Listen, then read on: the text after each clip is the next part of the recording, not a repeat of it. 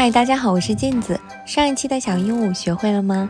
这一期我们来做一只翠鸟。在自然界中，鸟类的颜色是最丰富多彩的。今天做的这只翠鸟也不例外。之所以叫翠鸟，是因为它的羽毛是翠绿色或翠蓝色的。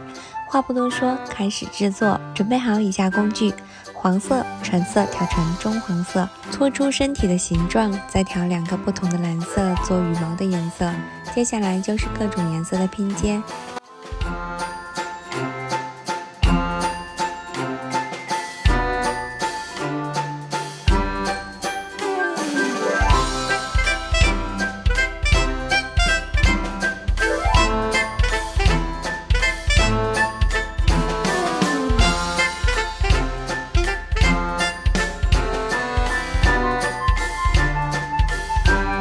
加上长长尖尖的嘴巴，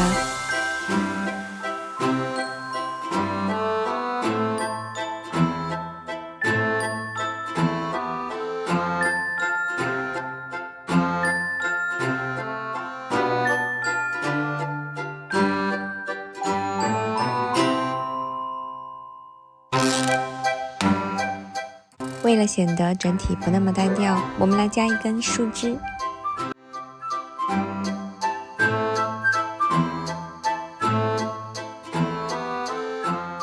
再加一些绿叶做点缀，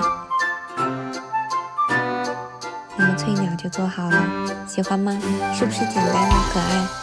如果还想看更多的动物教程，就请关注我哦。